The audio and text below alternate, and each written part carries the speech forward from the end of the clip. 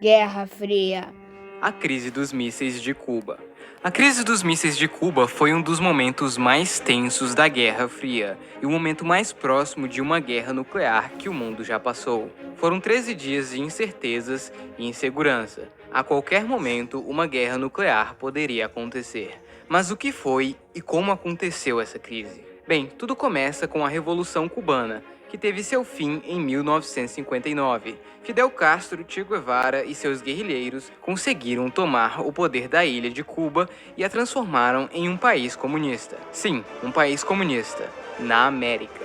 Os Estados Unidos, obviamente, odiaram isso. Lembra que ele se envolveu em guerras na Ásia para evitar que o comunismo se espalhasse por lá? Então, agora a coisa aconteceu na América, embaixo de seu nariz. Os americanos tinham que fazer alguma coisa. Então eles resolveram treinar alguns cubanos exiliados, armá-los e mandá-los para Cuba. Essa que ficou conhecida como a invasão da Baía dos Porcos, que falhou miseravelmente. Os cubanos, no entanto, sabiam que os Estados Unidos não iria desistir tão facilmente e pediram ajuda à União Soviética. Os soviéticos, com isso, viram uma oportunidade imensa de resolver um problema. Os americanos tinham instalado armas nucleares na Itália e na Turquia, que facilmente poderiam atingir cidades importantes como Moscou e Leningrado. E isso era horrível para os soviéticos. Com isso, eles resolveram pagar na mesma moeda e resolveram levar mísseis nucleares para a ilha de Cuba. Essa, obviamente, era uma operação secreta. Os americanos notaram a movimentação de vários navios soviéticos na ilha de Cuba, e eles sabiam que era armamento bélico.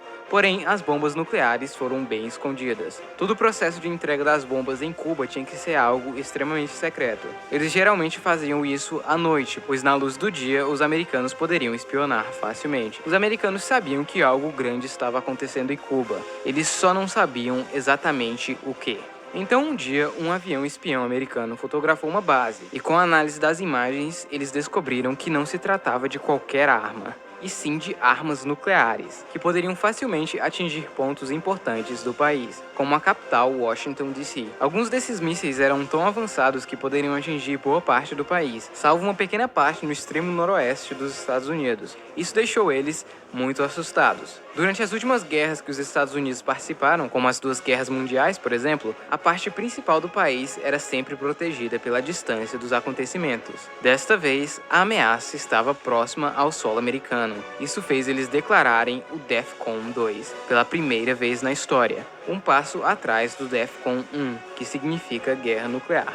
De início, os oficiais americanos pensaram em bombardear as bases e invadir Cuba rapidamente, antes que eles conseguissem armar as bombas. Porém, montar um exército invasor tão rápido assim não era fácil, mesmo para os Estados Unidos. E uma coisa eles não sabiam: as bombas nucleares já estavam praticamente prontas para o uso. Porém, de início, eles decidiram apenas bloquear a entrada de navios com armas nucleares na ilha de Cuba, o que os americanos chamaram de quarentena, para não usar o termo bloqueio, que geralmente é usado em guerras e bloqueia toda a entrada no país. Neste caso, eles não bloquearam a entrada de comida ou outras coisas necessárias, somente a entrada de mísseis. Os soviéticos, no entanto, consideraram isso um ato de guerra e agressão, pois são águas internacionais, os americanos não tinham o direito. Tudo isso deixou o mundo em uma tensão imensa. Os Estados Unidos exigiam a retirada dos mísseis imediatamente, mas os cubanos e os soviéticos insistiam que os mísseis eram apenas para defesa. Muitas pessoas do governo americano defendiam a invasão de Cuba, porém Kennedy queria tentar uma melhor saída. Então começam longas negociações entre o presidente Kennedy e o líder da União Soviética, Nikita Khrushchev. Porém, enquanto isso, todos esperavam pelo pior. Em um certo dia da crise dos mísseis, conhecido como o Sábado Negro, o mundo nunca esteve tão próximo de uma guerra nuclear. Um avião espião americano estava sobrevoando Cuba, e ele foi derrubado por um míssil soviético. O piloto morreu. Isso deixou o exército americano ainda mais revoltado. Enquanto isso, navios americanos começaram a atacar submarinos soviéticos. Não que para destruir o submarino, e sim para fazê-lo subir à superfície e identificá-lo.